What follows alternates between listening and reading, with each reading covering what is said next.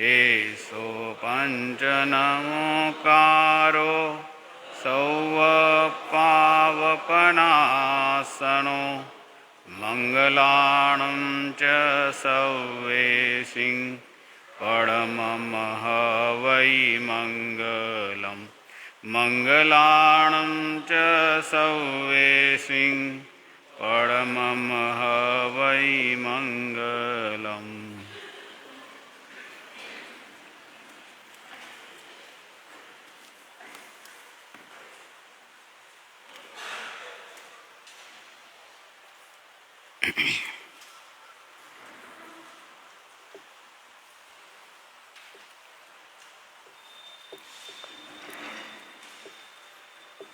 उत्तराध्ययन सूत्र की मूल वाचनी निरंतर अब सब मिलकर कर रहे हैं। 24 अध्ययनों का मूल वाचनी विगत दिनों में परिपूर्ण हुई है। आज 25वां अध्ययन पंचविषयिमं जन्नयुजम अध्ययनम। पंचविषयिमं जन्नयुजम अध्ययनम। अगर बोल सकते हो तो साथ में बोल सकते हैं। महानकुल शंभुवो आसी विप्पो महाजसो जायायुजम जन्नमी जय गोसत्ति नामो इंदीयगाम निगाही मग्गामी महामुनि गामानुगामम्रियन्तो पत्तो वानारीसिंपुरीं वानारसीय भैया उज्जानं मे मनोरमे फासूये सिज्ज संतारे तत्वासमुवागये अह तेनेव कालेनं पुरीये तत्माहने विजय घोषिति नामेनं जन्नं जय इवेयवि अह से तत्तनगारे मास खमन पारने विजय घोषस्य जन्नमी भिक्ख मट्टाउवट्टिये समुवट्टियं तहिं संतं जाय गोपड़ी से हये नहुदाहमिते भिक्कुं भिक्खु जायाहि अन्नवो जेय वेय विउ विप्पा जन्नट्टाय जयदिया जोई संग विउ जेय जेय धम्मान पारगा जे समत्था समुद्तुं परमप्पाणमेवय तेसिं अन्नमिन्नं देयं भो भिक्खु सव्वकामीयं सो तत् एवं परिसिद्धो जाय गेन महामुनि न विरुट्ठो न वितुट्टो उत्तमट्टगवे शिवो नन्नट्टं पानहे उम्वा न विनिवाहणाय वा तेसिं विमोक्षनट्टाय इमं वयनमब्बवि न विजानासि वेयमुहं न विजन्नानं जम्मुहं नखतानमुहं जं च धम्मानवामुहं जे समता समुद्तुं परमप्पाणमेवय न ते तुमं विजानासि अह जानासि तो भण तस्खेवपमोक्षं च अचयन्तो तहिं दियो सपरिसो पञ्जलिहों पुच्छयितं महामुनिं वेयानं च मुहं भूहि भूहि जन्नानं जम्मुहं नखतानमुहं भूहि भूहि धम्मानवामुहं जे समत्ता समुद्तुं परमप्पाणमेवय येयं मे संशयं सव्वं साहुकः सुपुच्छिवो अग्गिहुत्तमुहावेया जन्नट्टिवेय सामुहं नखतानमुहं चन्दो धम्मानं कासवो मुहं जहा चन्दं गाहाय्या चिट्ठन्ति पञ्जलिउडा वन्दमानानमं सन्ता उत्तमनहारिणो अजानगाजनवायि विज्जामाहन संपया मूढा सज्जाय तव सा भास छन्ना इव गीणो ज्वलोए बम्बोणो उत्तो अग्गिव महिवो जहां सया कुशल संदिग्धं तं वयं भूममाहनं जो न सज्जयि आगन्तु पवयन्तो न सोययि रमये अज्जवयन्नम्मि तं वयं भूमाहनं जायरुवं जाहमट्टं निद्धुं तमलपावगं रागदोषभयाय्यं तं वयं भूमाहनं तव सियं किसं दन्तम् अवचीयमंसं सोनियं सुवयं पत्तनिर्वाणं तं वयं भुवमाहनं तसे पाणे वियानिता संगहेन यथावरे जोण हिंसहिति वियेनं तं वयं भूमाहनं कोहावाजयिवाहासा लोहावाजयिवाभया मूसं न पययिजो तं वयं भूमाहनं चित्तम वा अपं वाजयिवा बहुं न गिन्न हि अदत्तं जे तं वयं भूमाहनं दिव्यमानुषतेरिचं जोण सेव्ययि मे हूनं मनसा कायवक्येनं तं वयं भूमाहनं जहापोमं जले जायं नोवलिप्पयिवारिणा एवं अलिप्तं कामेहिं तं वयं भूमाहनं अलोलुयं मुहाजीविं अनगारम् अकिञ्चनम् असंसत्तं गिहत्येहिं तं वयं भूमाहनं जहितापुवसंजोगं नायि संज्ञेय बन्धवे जो न सज्जयि भोगेषु तं वयं भूमाहनं पशुं बद्धा सभवेया जट्टं च पावकं मूणा न तं तायन्ति दुःशीलं कम्मानि बलवन्तीहिं न विमुण्डियेण समनो न ओङ्कारेण बम्बनो न मुनिरणवासेनं कुशचिरेण न तव तावसो समयाय समनो होई बम्बचेरेण बम्बणो नाणेन यमुनि होई तवेन होई तावसो कम्मुना बम्बुना होई कम्मुना होई खत्तियो वही सो कम्मुना होई शुद्धो हवई कम्मुना ये पाऊ करे बुद्धे जेहिं होई सीनायवो सौव कम्म विनिमुक्तं तं वयं भूमाहनं एवं गुणसमाउत्ता जे भवन्ति दि उत्तमा ते समता समुदुत्तं परमपानम् एवं तु संशये छिन्ने विजय घोषेय माहने समुदायतवो तन्तु जय घोषं महामुनिं तुट्ठेय विजय घोषे इनमुदाहुकयञ्जलि महानत्तं जहाभूयं सुटुं मे वदंसियं तुभ्ये जयिया जन्नाणं तुभ्ये वियवियु जोयि संगविवु तुभ्ये तुभ्ये धम्माण पारगा तुभ्ये समत्ता उद्दन्तुं परमपाणमेवय तमगुहं करे ममं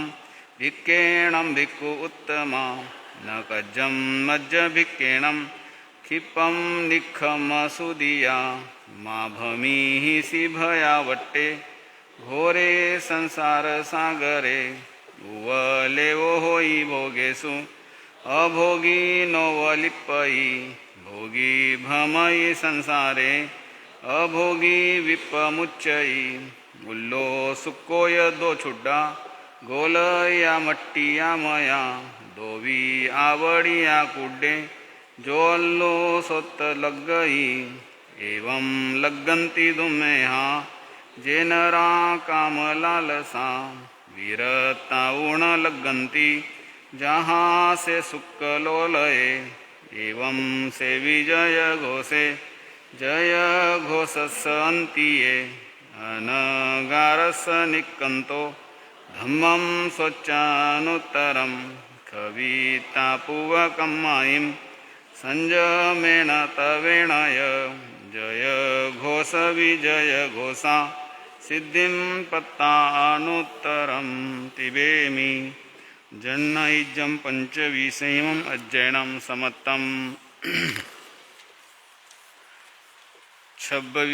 26 सामायारिज्यम् अध्ययनम् सामायारिं पवक्खामि सर्वदुःखविमोक्षणीं जमचरितान् निगन्ता तिन्ना संसारसागरं पडमावसियानामं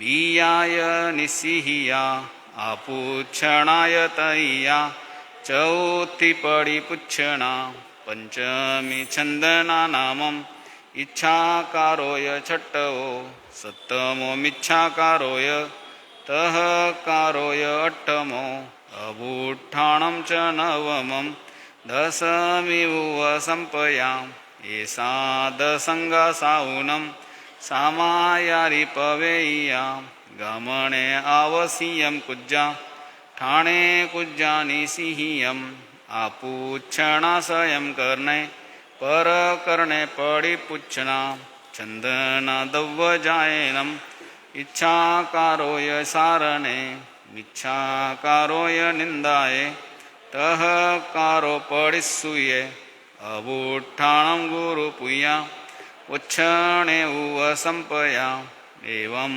दुप्पं संचुता सामायारि पवेय्या पुविललिमि च उभाये आईच्च मी समुट्ठियं भण्डयं पडिले हिता वन्दिताय तव गुरुं पुच्छीज पंजलि उडो किं कायं वमय इह इच्छं निवोयं भन्ते वेया वच्चे सज्जाये वेया वच्चे निवुत्तेणं काय वमगिलाइवो सज्जाये वाति उत्तेणं सर्वदुःखं विमोक्षणे दिवसस्य चौरो भागे भिक्खु कुज्जा वियक्षणो तवो उत्तरगुणकुज्जा दीनभागेषु चौसुहि पडमं पोरिसि सज्जायं बियं ध्यानं झियायि तय्याय भिक्खायरियं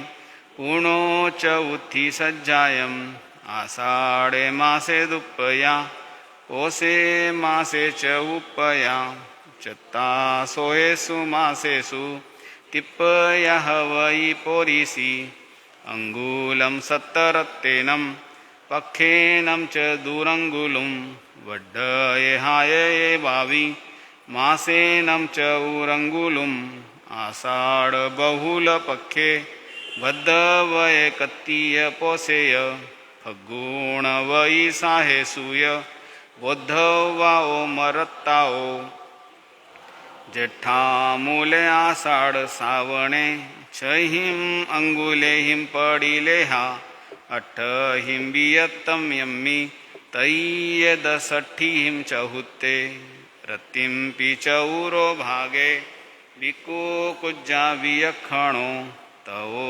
उत्तर गुणे कुज्जा राई भागेषु चौसुहि पडमं पोरिसि सज्जायं बियं ध्यानं झियायि तय्याय निद्दमोक्षं तु चौथि भुजो विसज्जायं जमनेयि जया रतिं नखन्त तम्मि अनहच्चौभाये संपत्ते वीरमेज्जा सज्जायं पवोसकालम्मि तमेव यनखन्ते गयण च उभावगे सावसे सम्मि वेरतियंपि कालं पडिले हिता मुनि कुज्जा पुविलल्मि च उभाये पडिले हितानं भण्डयं गुरुं वन्दितु सञ्जायं कुज्जा दुःख विमोक्षणं पुरीसिये च उभाये वन्दितानं तव गुरुं अपडिखमिता कालस्य भायनं पडिले हये मुहपत्ति पडेली हिता पडिले हिज्ज गोच्छगं ગોચ્છ ગલઈ અંગુલીઓ વથાઈમ પડી લે હે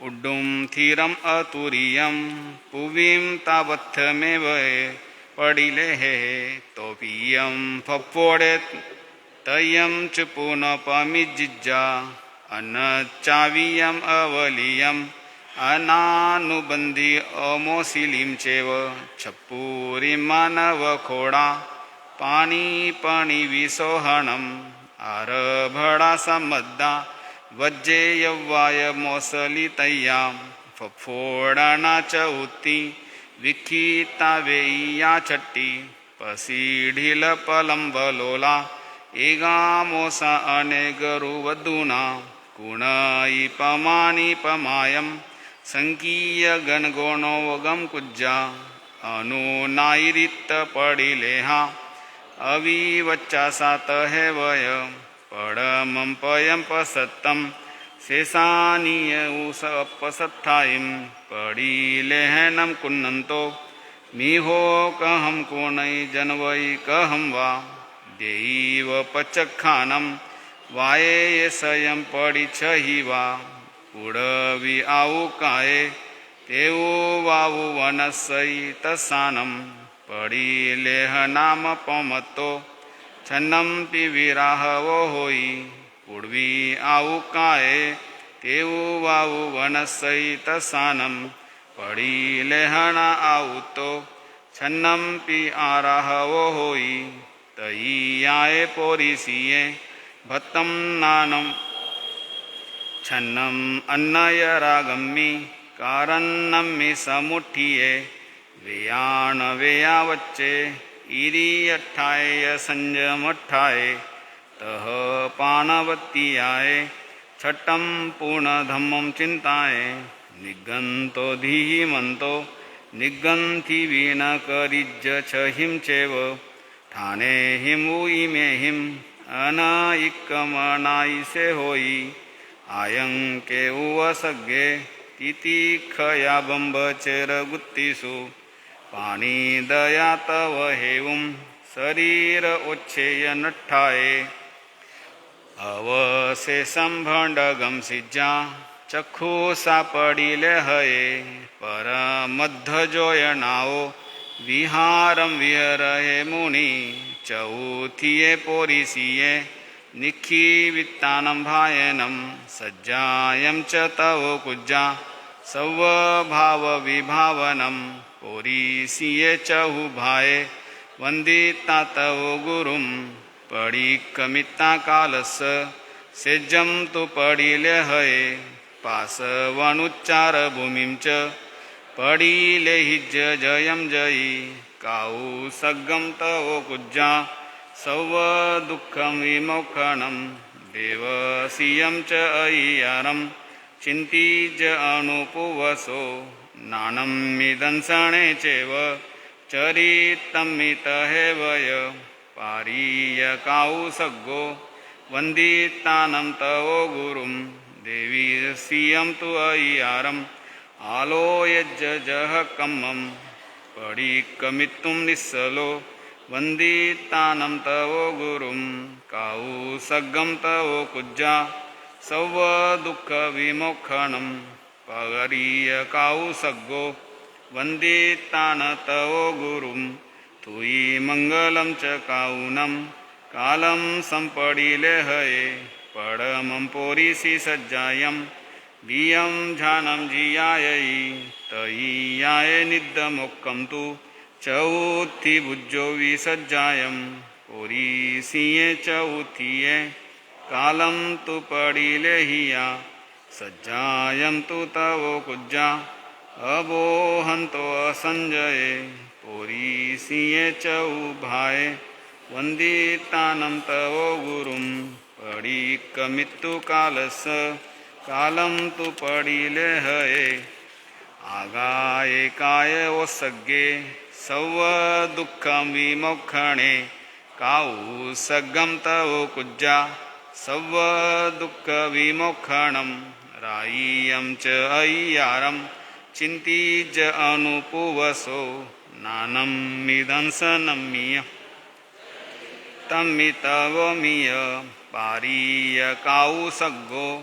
वन्दितानं तव गुरुं राय्यं तु अय्यारम् आलोयज्जः कम्मं पडीकमित्तु निस्सलो वन्दितानं तव गुरुं काउसग्गं तव कुज्जा सर्वदुःखविमोक्षणं किं तमं परिवज्जामि एवं तत्विचिन्त्य काउसग्गं तु पारिता करिजाजिन सन्थवं पारीयकाउसग्गो वन्दितानं तव गुरुं तवं सम्परिवज्जिता करिजा सिद्धान सन्थवं येषा सामायारी समासेन वियाहिया जमचरिता बहुजीवा तिन्ना संसार सागरम तिवेमि सामायारीं 26वें अध्ययनं समत्तम्।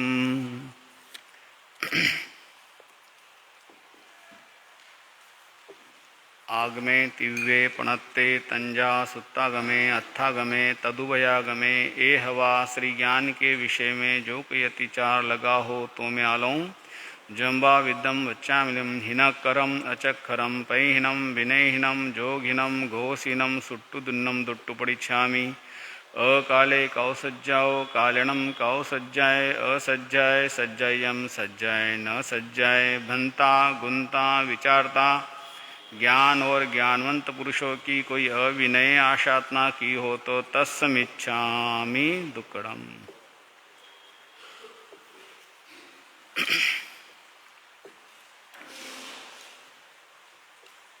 जय बोलो महावीर स्वामी की जय बोलो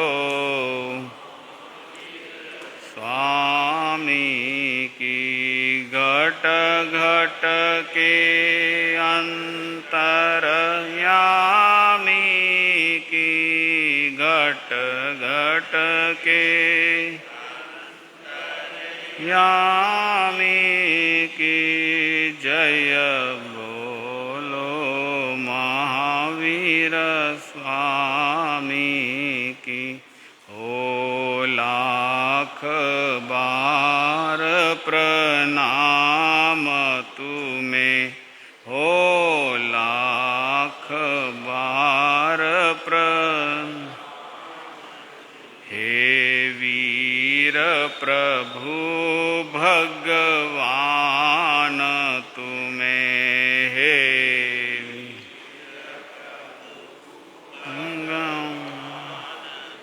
मुनि दर्शन मुक्ति गामी की मुनि दर्शन मुक्ति गामी की जय बोलो महावीर जय बोलो महावीर स्वामी की। अनंत अनंत तीर्थंकर प्रभु आराध्य गुरुदेव के पावन श्री चरणों में शतशः नमन।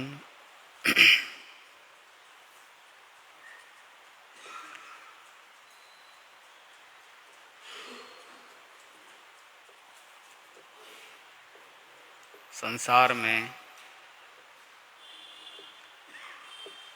बहुत से लोग, विशेष करके मनुष्य की अगर हम बात करें, वैसे त्रियंच भी, पशु भी, पक्षी भी आप शायद कभी देखने में आए नहीं आए, क्योंकि इतनी निकटता नहीं हो पाती है। लेकिन अब टेक्नोलॉजी इतनी स्पेशली तौर पे एक एक चीज़ों से हमें परिचित करा देती है। त्रियंच भी, पशु पक्षी भी अपने साथ में किसी न किसी से अपने भाषा में संवाद करते हैं। देखा होगा कभी, जैसे कभी आप गली के अंदर किसी पशुओं को देख लीजिए कि एक पशु दूसरे पशु के पास जाता है, उसे सूंघता है, उससे फिर अपने हिसाब से कुछ ना कुछ बात चलती है। छोटा बच्चा है, वो अपनी माँ के साथ पशु का भी वो संवाद करता है। पशु अपनी भाषा में अपना संवाद करता है। हर जीव किसी न किसी के साथ कोई ना कोई संवाद चल रहा है। लेकिन हमारे परिचय में विशेष प्रकार से हम देखें तो मनुष्यों की अगर हम चर्चा करें तो हर मनुष्य किसी न किसी साथ कोई ना कोई संवाद चल रहा है। किसी ना किसी रूप में संवाद हो रहा है, कोई ना कोई बातचीत हो रही है, कहीं ना कहीं कुछ ना कुछ चल रहा है। मित्र का मित्र के साथ में हो रहा है, परिवार के आपसी लोगों के साथ हो रहा है। लेकिन कहते हैं कि दुनिया में अनेक संवाद होते हैं, लेकिन वो संवाद संसार को परिवृद्धि करने वाले बन रहे हैं। अगर आप लोग हैं, परिवार के लोग हैं, बैठे हैं, तो क्या बात करोगे? मकान की बात करोगे, परिवार की व्यवस्था को लेकर बात करोगे, परिवार की जिम्मेदारी को लेकर के बात करोगे, शादी ब्याह को लेकर के बात करोगे, अन्य अन्य कार्यों के लेकर के, मतलब भौतिक संसाधनों को लेकर के, भौतिक जगत को लेकर के, भौतिक जीवन को लेकर के ही चर्चा और संवाद आपका होगा। दो मित्र हैं तो एक दूसरे के मन में कुछ दुख है तो उसकी चर्चा करेंगे, व्यापार हो तो व्यापार की चर्चा करेंगे। आप संसार के अनेक अनेक अलग अलग दृष्टिकोण से भी देखोगे तो जितने भी एंगल आपको दिखेंगे, जितने भी दृष्टिकोण आपको देखने को मिलेंगे, वो सारे दृष्टिकोणों का जो संवाद है वो सारा संवाद क्या है? संसार को बढ़ाने वाला ही मिलेगा आपको। लेकिन उत्तराध्ययन सूत्र में ऐसा कहते हैं कि एक संवाद ऐसा भी है, बड़ा प्रसिद्ध है। उत्तराध्ययन सूत्र में चिंतनकारों ने अपने अपने दृष्टि से अनेक प्रकार की चर्चाएं की है। अगर किसी को वैराग्य उत्पन्न होने के लिए कोई निमित्त चाहिए, उसे लगे मन में कि मुझे, कितने छोटे छोटे बालकों को हम देखते हैं कि वो संयम मार्ग पे चले जाते हैं, कितने छोटे छोटे बच्चों को देखते हैं कि वो दीक्षा लेने के लिए तैयार हो जाते हैं। बिल्कुल 20-20, 22-22 साल की उम्र वाले बिल्कुल नौजवान बच्चे दीक्षा के लिए तैयार हो जाते हैं। कभी कभार अगर आपके मन में ऐसा लगे कि ये कैसे हो सकता है, हमारे मन में क्यों नहीं आता है, हमारे मन में विचार क्यों नहीं आता ऐसा, तो कहते हैं कि उत्तराध्ययन सूत्र का 9वां अध्ययन नमी पवज्जाएं, अगर इसको ठीक से अर्थ के साथ पढ़े, इसको समझे, कैसे इंद्र का और नमी राजऋषि उसका संवाद है, उनका दोनों का एक ऐसा संवाद जो उसके बाद सैकड़ों वर्ष बीतने के बाद भी हजारों लाखों लोगों के लिए क्या बन रहा है? प्रेरणा का स्थान बन रहा है। आपके जितने संवाद है वो संवाद आपके साथ थोड़े समय के बाद खत्म हो जाते हैं। आप व्यापार का संवाद है, व्यापार की चर्चाएं थोड़े दिन के बाद खत्म हो सकती है। आपके परिवार का जो चर्चा है वो थोड़े वर्षों के बाद खत्म हो जाएगी। आपके जाने के बाद तो निश्चित ही खत्म हो जाएगी। लेकिन ऐसा भी कोई संसार में संवाद हुआ है, ऐसी भी कोई चर्चा हुई है जिन चर्चाओं से हजारों लाखों लोग प्रभावित हुए हैं और आज भी उसकी प्रेरणा लेकर अपने जीवन को विकास कर रहे हैं। अगर वैराग्य उत्पन्न करना हो, संसार की चीजों के प्रति सत्य का दर्शन करना हो, उसके लिए नवी पवज्जा जैसा श्रेष्ठ अध्याय मिलनी है, उसका संवाद आप पढ़िए, हिंदी पढ़ने की कोशिश कीजिए। एक बार हिंदी समझ में आ जाए, आपको उनके प्रश्न उत्तर समझ में आ जाए, इतना अद्भुत है। इसीलिए आप देखते होंगे कि स्वाध्याय करने वाले भाई बहन अपने लिए साधु साधु उनको प्रेरणा देते हैं कि नमी पवज्जा का आपको स्वाध्याय करना चाहिए, बस इसी उद्देश्य से कहते हैं। और उत्तर अध्ययन सूत्र में एक और संवाद चलता है, केशी और गौतम का संवाद आता है। कितना अद्भुत है। वैसे छोटे छोटे संवाद बहुत मिलेंगे आपको। इक्षुका राजा कमलावती का, उनके रानी राजा को बोलती हैं, कमलावती रानी राजा को कहती है कि जिसने छोड़ दिया है, उन पुरोहित और उन बच्चों ने छोड़ दिया है, उसको तुम ग्रहण कर रहे हो। पत्नी के इतने अच्छे संवाद से राजा का मन बन जाता है दीक्षा लेने के लिए। कितना अद्भुत है। आप लोगों के संवाद होते नहीं होते? हाँ, आपके संवाद कहाँ से शुरू होते हैं, कहाँ खत्म होते हैं, है ना? शिकायतों से शुरू होता है और दूसरे की शिकायत पे छोड़ देते हैं हम लोग। कभी तो ऐसा बनाओ अपने जीवन को, कभी तो एक समय निकालिए। आप पूर्व जन्म के संबंधों से पति पत्नी बने हैं, पूर्व भव के संबंधों से आप माता पुत्र बने हैं। कभी तो ऐसा संवाद बनाइए जिस संवाद से आपका भी भव कम हो और उनका भी भव कम हो। ये सारी चीजें आत्मा को विकास करने के लिए बनी है। अगर आप मां हैं तो अपने बच्चे को बिठाइए और उसको समझाने की कोशिश कीजिए, एक अच्छा संवाद तैयार कीजिए उनके साथ में।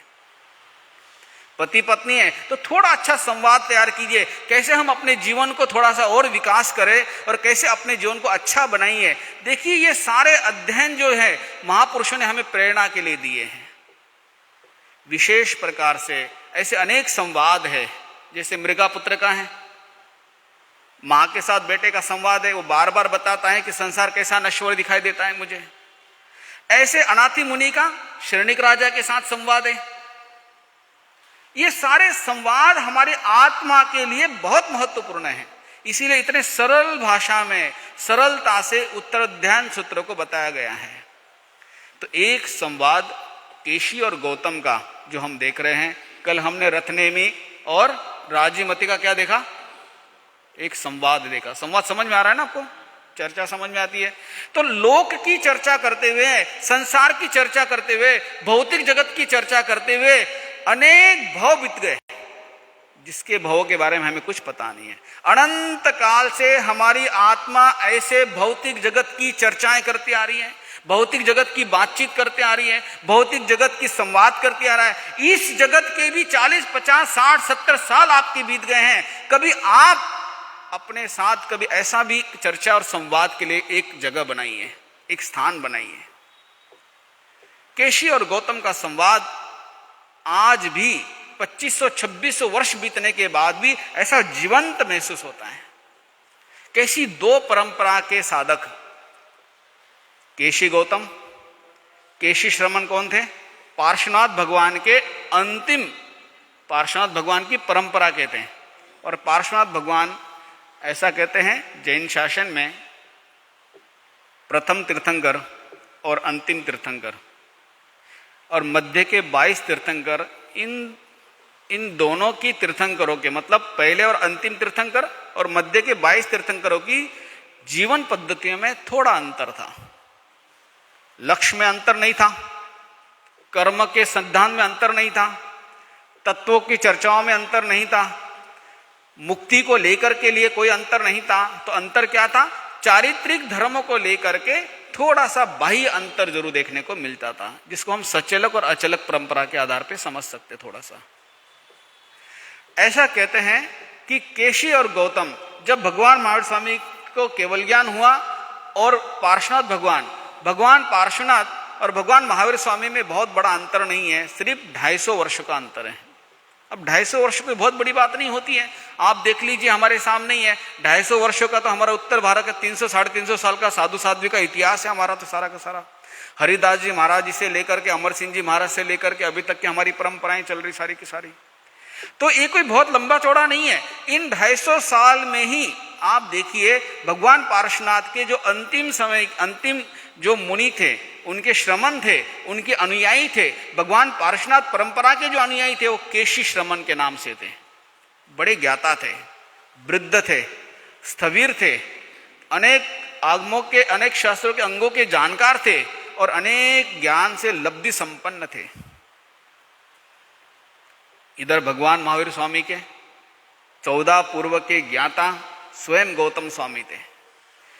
और कैसा संवाद देखिए कि जब पता चलता है कि केशी श्रमण निकट ही है, तो ऐसा नहीं कि हमारा शासन चल रहा है तो उनको हमारे पास आना चाहिए।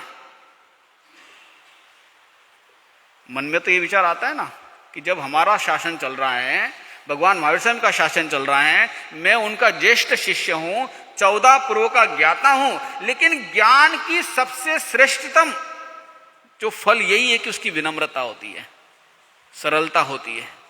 गौतम स्वामी जी ने विचार किया कि वो स्थविर हैं, वो श्रेष्ठ हैं, वो पूर्व परंपरा के हैं, उच्च परंपरा के हैं, वो 22वें तीर्थंकर की परंपरा से आ रहे हैं और इसलिए वो कहते हैं कि उन्होंने उनके पास जाकर के मिलने का उन्होंने क्या किया, विचार किया। और कहते हैं ग्रंथकार कि जब गौतम प्रभु वहां पहुंचे, केशी श्रमण के पास पहुंचे, वर्णन करते जैसे सूर्य और चंद्र जैसे दीपायमान होते हैं, सुंदर लगते हैं, जितने आकर्षक लगते हैं, ऐसे ही केशी श्रमण भगवान पार्श्वनाथ परंपरा के और भगवान महावीर स्वामी की परंपरा के गौतम स्वामी विराजमान है। दो श्रेष्ठ आत्माएं, दो ज्ञानी आत्माएं, दो उच्चतम आत्माएं, दो अध्ययनशील और अंगों के जानकार ऐसी आत्माएं जब एक जगह बैठती हैं तो उनके अंदर का जो एक दूसरे का संवाद है वो एक व्यक्ति के लिए नहीं है, अनेक अनेक आत्माओं के लिए भव को तिराने वाले बन जाते हैं। आप फंक्शनों में जाते हैं, कार्यक्रमों में जाते हैं, शादी ब्याह में जाते हैं, आपकी जितनी चर्चा है उतनी चर्चाएं अगर आपके साथ कोई बैठता है, वो करने के बाद फिर क्या होता है, जब आप चले जाते हैं तो वो दूसरा आदमी क्या करता है, दूसरे के पास क्या बोलता है, क्या करेगा वो, कुछ ना कुछ बुराई ही करेगा। अरे वो तो इसकी बुराई कर रहा था, वो अच्छा नहीं बोल रहा था, वो वैसा नहीं कर रहा था। कोई अच्छा नहीं बोलेगा, एक दूसरे को कुछ ना कुछ निगेटिव ही बोलेगा, वो आपके सामने सुन तो लेगा। इसलिए ये भौतिक जगत के सारे संवाद आत्मा के लिए नहीं है, लेकिन इन दो महापुरुषों के जो संवाद है या साधु साध्वी के पास बैठ के जो आप चर्चा करते हैं, जो संवाद करते हैं, वो आत्मा को तिराने वाले बन जाते हैं। और कहते हैं कि जब केशी श्रमण और गौतम प्रभु पहुंचते ही केशी श्रमण ने उनका क्या किया, स्वागत किया, आदर किया, सम्मान किया, बैठने के लिए उनको स्थान दिया और आदर सहित उनको पूछा, उनके कुशल क्षेम पूछा।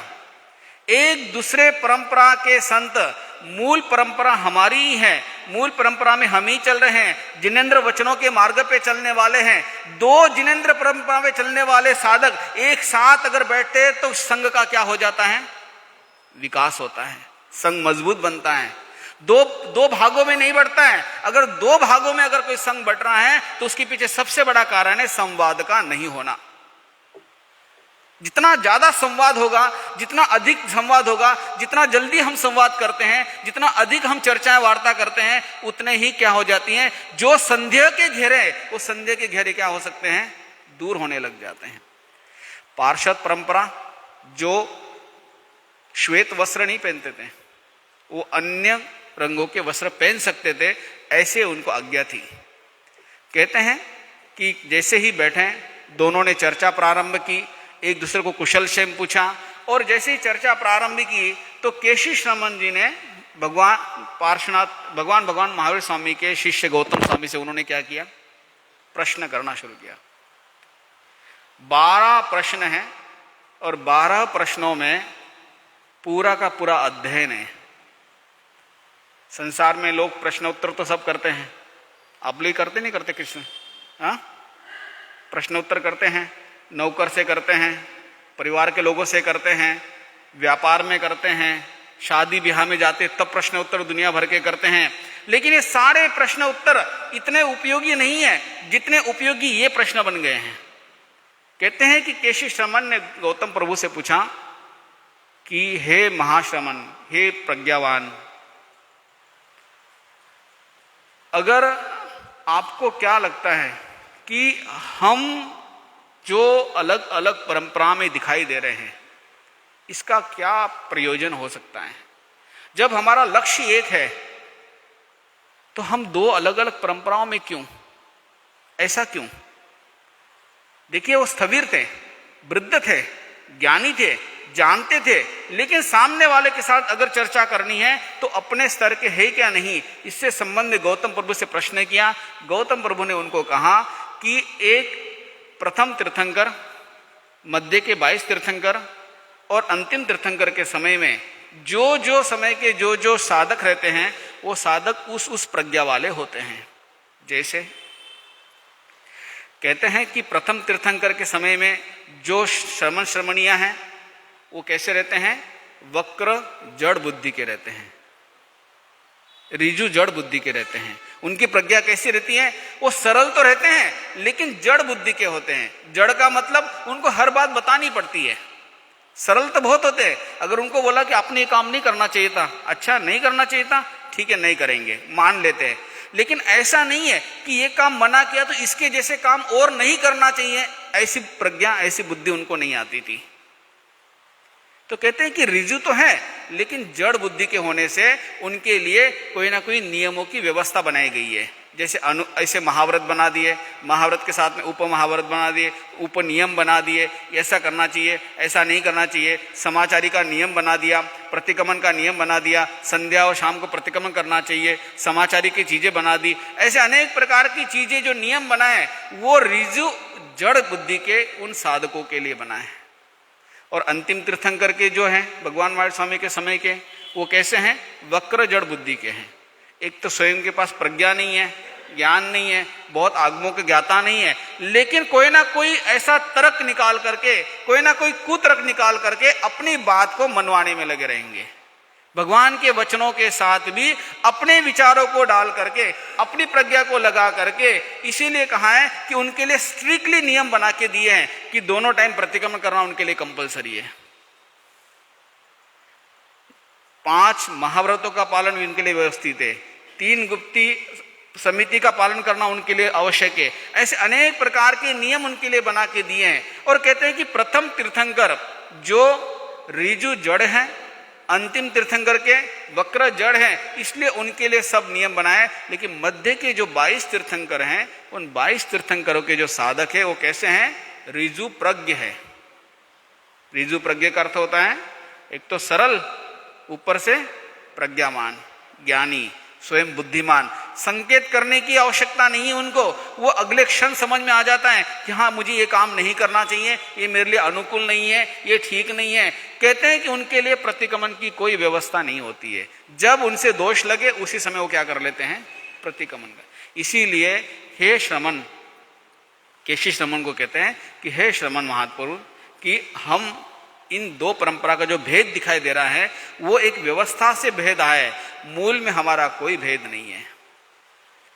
एक एक प्रश्नों का जब समाधान चल रहा है, उन प्रश्नों को अगर आप देखोगे तो एक एक चातुर्मास पूरा सिर्फ एक अध्याय पे जाता है।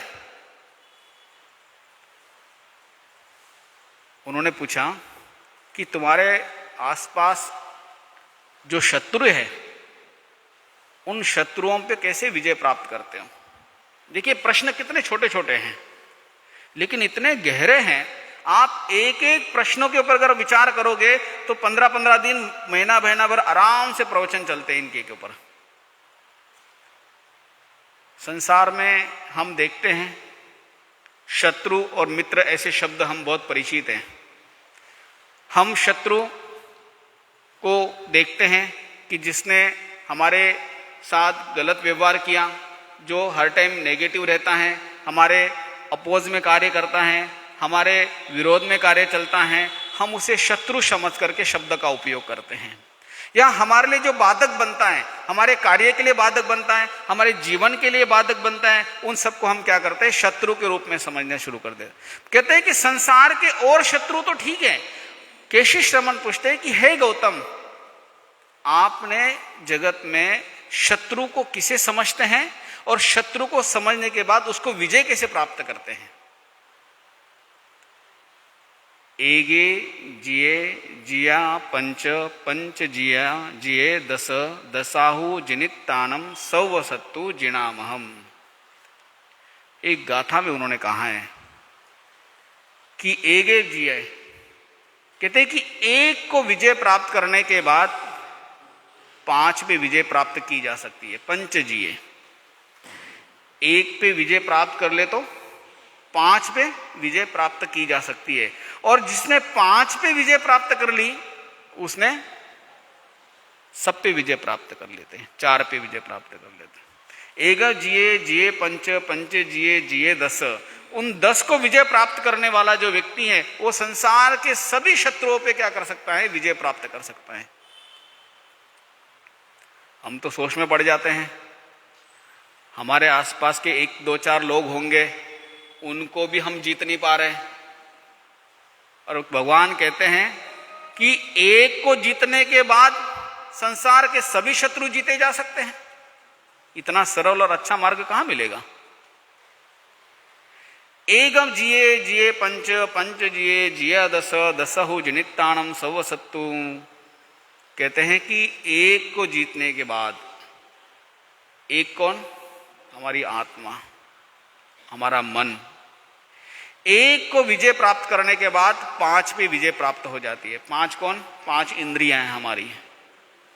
देख लीजिए, 5 इंद्रियां हमारी, सुनना, देखना, सूंघना, रसन इंद्रिय और स्पर्श इंद्रिय। और इन 5 को कभी सोच सकते हैं, कभी कभी लगता है इन 5 इंद्रियों से तो हमारा जीवन चल रहा है, ये हमारे शत्रु कैसे बन सकते हैं? लेकिन ये तो हमारे लिए बाधक है। जो जो बाधक है हमारे जीवन में, वो हमारे लिए क्या है? शत्रु के रूप में हो जाता है। तो भगवान कहते हैं बाहर के जो शत्रु हैं, वो शत्रु तो क्या हो सकते हैं, फिर भी आज नहीं तो कल विजय हो सकते हैं, छूट सकते हैं, उससे आप विदा हो सकते हैं, वो विजय आराम से मिल सकता है। लेकिन ये जो निकटतम शत्रु हमारे हैं, इनसे विजय पाना सबसे कठिन है, सबसे कठिन है। आप अपने आसपास के कोई ऐसे व्यक्ति, मित्र आदि जो बने, बाद में शत्रु बन गए, हमारा विवाद हो गया, विरोध हो गया, क्लेश हो गया, आप उनके साथ आज नहीं तो कल वापस संवाद स्थापित करके मित्रता स्थापित हो सकती है। लेकिन इन 5 को जीतना सबसे कठिन है। इसलिए कहते हैं एक जिये जिये पंच, इन 5 को जीतना सबसे कठिन है। आप श्रोत इंद्रिय हैं, सुनने की हैं, सुनने का राग, सुनने का द्वेष, आंखों का, सूंघने का, खाने पीने की चीजों को लेकर के, खाने पीने की वस्तुओं को लेकर के हमारा राग और द्वेष आप महसूस कर सकते हैं। व्यक्ति बीमार है, तकलीफ में है, पीड़ा में है, परेशानी में है, कष्ट में है, डॉक्टर मना कर रहा है, फिर भी व्यक्ति खाने के प्रति क्या नहीं हो रहा है? स्थिर नहीं रह पा रहा है, कंट्रोल नहीं कर पा रहा है अपने आप को। स्पर्श इंद्रिय का ठंडा है, गर्म है, हल्का है, भारी है। इन 5 इंद्रियों के 23 विषय होते हैं। और कितने विकार होते हैं? 240 विकार होते हैं। और आगे क्या बताया? 4 कषाय, क्रोध, मान, माया और लोभ। इन 4 कषायों के कितने भेद होते हैं? 16 भेद होते हैं। अनंतानुबंधी क्रोध, मान, माया, लोभ, अप्रत्याख्यानावरणीय क्रोध, मान, माया, लोभ, प्रत्याख्यानावरणीय क्रोध, मान, माया, लोभ और संजबलन क्रोध, मान, माया, लोभ। ये 4 कषाय के 16 भेद होते हैं। और इन 4 कषाय के 16 भेद, इन 16 भेद के साथ कहते हैं कि जो 4 कषाय है उसके साथ अगर 25-24 दंडक होते हैं। पता है आपको, है ना? संसार में जितनी हिंसा के कारण हैं वो कितने हैं? 25 बोल, पता है? दंडक कितने हैं? 24 दंडक। और एक होता है सामान्य जीव, इसके अपेक्षा से 25 भेद, उसके साथ में एक एक के ऊपर एक एक कषाय अगर लगाए, 4-4 कषाय अगर लगाए तो 100 भेद होते हैं। और कहते हैं कि इन 100 भेदों के आधार पर कहते हैं कि जीव के इतने शत्रु बनते जाते हैं, भेद परभेद करते करते करते 5000 से भी ज्यादा शत्रुओं की गिनती जैन दर्शन में की गई है। आपके आसपास कितने शत्रु होंगे? इक्के दुक्के 2, 4, 5 आगे पड़ोसी, है ना? वो भी इस जन्म की अपेक्षा से हो सकता है वो खत्म भी हो जाए, अगले जन्म में शायद नहीं भी रहे। आप क्षमायाचना कर लो, आप माफी मांग लो, आप आलोचना कर लो, प्रतिक्रमण में आलोचना कर लो, आप आलोचना करके सबसे विभक्त भी हो जाओ। लेकिन कहते ये 5 इंद्रिय और 4 कषाय, ये ऐसे शत्रु है, इन शत्रुओं से जीतना सबसे कठिन है। वर्षों वर्षों नहीं, जन्मों जन्म से हम क्या हो रहे हैं? इन शत्रुता के साथ लड़ाई चल रही है हमारी। हमारा युद्ध एक जन्म का नहीं है, हमारा युद्ध अनंत काल से चलता आ रहा है। अनंत काल से युद्ध चल रहे हैं। और इस युद्ध में इस शत्रु से विजय प्राप्त करने के लिए केशी श्रमण पूछते कि हे गौतम, तुम बाहर के उन सभी शत्रुओं के साथ कैसे विजय प्राप्त करते हो और शत्रु कौन है? तब उन्होंने कहा कि एक मन, 5 इंद्रियां और 4 कषाय, इन 10 पे विजय प्राप्त जो करता है वो क्या बन जाता है? वो श्रेष्ठतम बन सकता है। जब उन्होंने सुना उनको अच्छा लगा, उन्होंने कहा कि बिल्कुल सही है, तुम्हारी प्रज्ञा बहुत अच्छी है। फिर उन्होंने आगे प्रश्न किए, उन्होंने कहा कि तुम बंधन किसे मानते हो? पाश, बंधन किसे मानते हो? संसार में बंधन बहुत देखते हैं हम लोग, रस्सी से बांध दो वो भी बंधन है, किसके संबंधों में बन जाओ वो भी बंधन है, कोई जेल में डाल देते सलाह के पीछे वो भी बंधन है। हर छोटी मोटी चीज बंधन है। रात को घर में जो तुम ताले लगाते हो वो ताले भी क्या है, वो भी बंधन है ना? बंधन तो है, चाहे 6 घंटे के लिए हो, 12 घंटे के लिए हो, 24 घंटे के लिए हो, बंधन बंधन है। लेकिन कहते हैं सारे बंधन आज नहीं तो कल क्या है, कमजोर पड़ सकते हैं। लेकिन कुछ बंधन ऐसे हैं जो बंधन कमजोर नहीं पड़ते हैं, जन्मों जन्म से चल रहे हैं। तो उन्होंने बताया कि इस पाश के बंधन को किसको बंधन मानते हैं आप? ये बाह्य बंधन तो कोई बंधन नहीं है। मूल बंधन उन्होंने कहा कि राग और द्वेष क्या है, ये महत्वपूर्ण बंधन है। देखिए एक एक प्रश्न और उस प्रश्न का उत्तर इतना महत्वपूर्ण है। आगे वो कहते हैं कि इस सारे संसार में अनेक ऐसे प्रवाह है, जल है, नदियां बह रही हैं, बड़ी बड़ी महानदियां बह रही है, चारों तरफ जल इकट्ठा हो रहा है, उस जल में डूब रहे हैं लोग। उस डूबते हुए को कैसे करोगे तुम? आप किसे समझोगे? कोई व्यक्ति बड़े पानी के बड़े तालाब वगैरह में डूब रहा है तो डूबते हुए को कैसे करोगे आप? कैसे समझोगे अपने आप को? वो कहते हैं कि जरा मरण वेगेनम बुज्जमानिनम पानिनम। क्या कहते हैं? जन्म मरण रूपी इस प्रवाह में, जन्म मरण रूपी इस वेग में, जन्म मरण रूपी इस बहती हुई धारा में अनेक आत्माएं संसार में क्या कर रही हैं? उस जल में क्या कर रही हैं? डूब रही है। क्या कर रही है? डूब रही है। अब डूबते हुए को सहारा क्या है? धम्मो दिवो पविठाए। कहते धर्म रूपी जो दीपक है, द्वीप है। द्वीप किसे कहते हैं? जैसे चारों तरफ जल हो और जल के बीच में कोई ऐसी भूमि मिलती हो, उस भूमि के ऊपर जहां पर चारों तरफ पानी का आने का साधन ना हो, चारों तरफ पानी ही पानी है, उसके बीच में अगर कोई एक जैसा जमीन का टुकड़ा हो, उस टुकड़े पे आकर कोई अगर रुक जाता है, ठहर जाता है, उस पे आ जाता है, तो वो जो चारों तरफ का जो पानी है, उस पानी को क्या हो सकता है? उसका प्रभाव उसके ऊपर नहीं पड़ता है। कहते हैं कि अगर इस जन्म मरण रूपी प्रवाह में, जन्म मरण रूपी इस जल के चारों तरफ धर्म रूपी द्वीप पे अगर आप खड़े हो जाओ, धर्म रूपी द्वीप पे मतलब जिनेंद्र वचनों का सहारा लेके अगर हम चलते हैं, जिनेंद्र वचनों के सहारे से अगर हम चलते हैं, तो इस संसार रूपी इस प्रवाह में, जन्म मरण रूपी इस प्रवाह में, जन्म मरण रूपी इस धारा में व्यक्ति डूब नहीं सकता कभी भी। एक एक प्रश्न और उसका एक एक उत्तर हमारे पूरे जीवन को बदलने वाला बन सकता है। लेकिन इसके लिए क्या चाहिए? इसके लिए चाहिए स्वाध्याय की परंपरा चाहिए, अध्ययन की रुचि चाहिए। आप जब तक पढ़ने की रुचि, जानने की रुचि, सीखने की रुचि नहीं रहेगी, तब तक आप उस दिशा में बढ़ नहीं पाओगे। तो केशी और गौतम का ये जो संवाद है, ये संवाद अनेक आत्माओं के जीवन को बदलने वाला बन गया था। उत्तराध्यायन सूत्र का ये 23वां अध्ययन हमारे पूरे जीवन के लिए इतना महत्वपूर्ण है, इतना अच्छा है कि हम अगर आप एक एक अध्ययनों के ऊपर थोड़ा भी चिंतन करोगे तो आपको महसूस होना शुरू हो जाएगा। वो कहते हैं कि अंत में ऐसा कोई स्थान है, ऐसी कोई जगह है कि जहां पर जीव इस सबसे मुक्त हो सकता है। आप उस स्थान को क्या मानते हो? आप उस स्थान को क्या समझते हैं? ऐसा कोई स्थान है जिस संसार के इन दुखों से मुक्त हो सकता है? तो उन्होंने कहा कि एक स्थान है। जैसे कहते हैं ना कि दुनिया भर के अनेक प्रकार के परेशानी और कष्टों को दूर होकर के व्यक्ति क्या सोचता है? अपने घर में आ जाते हैं हम लोग, है ना।